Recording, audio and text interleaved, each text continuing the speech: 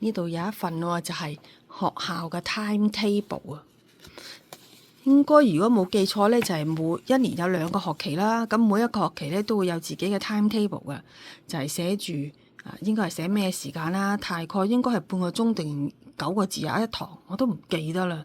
總之每一日呢，就係上晒咁多堂啦。星期三、星期六星期三可能半晝所以只係去到呢度停啦。即係話有呢啲時間嘅上啲咩科目啊？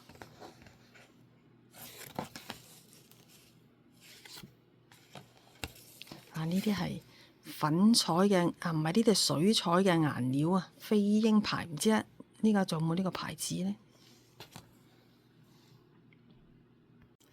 睇下呢一個圖章係一個木嘅圖章嚟嘅，上邊呢就係有呢一個學生嘅名啦，下邊呢就係學生嘅橡皮印章名啦。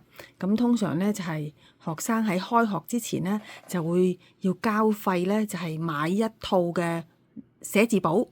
咁每一個學生就交咗一個定額嘅費用，攞咗一沓嘅寫字簿，英文中文咁即係啲格仔嘅，或者一啲單行嘅簿咁樣。然之後呢就會用呢一個印章，就將佢個名呢吸晒落去嗰一啲簿上邊。咁呢沓簿咧就知道啦，係屬於呢個學生噶啦。咁而每一年呢，每一個學生都要做一個同樣嘅印章噶，咁就吸。咁有時係先生係吸，有時咧就係班長，有時就學生自己吸，或者有時攞翻屋企俾家長吸。但係做呢個印章咧，就每一個學生亦都係要俾錢嘅。我嗰啲係爛晒啦，每一年要做一個嘅噃，唔可以用翻舊年嗰個喎。我又唔知點解啦，係咪？咁當年我都做咗每一年做一個啦，我自己嘅。不過呢個係上工嘅個名就喺呢度嘅名字，呢個就係佢個名，咪吸。呢一張係巴士乘車證，淨係可以搭呢個九巴嘅啫。當時香港係仲未有地鐵嘅。呢一張就係學生證，其實用途不大㗎，只係喺學校用㗎啫。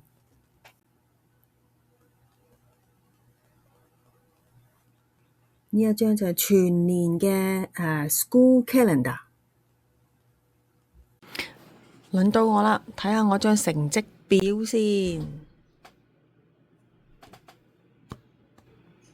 呢間中學呢，唔知係好似據我所知，應該已經係接埋咗㗎啦。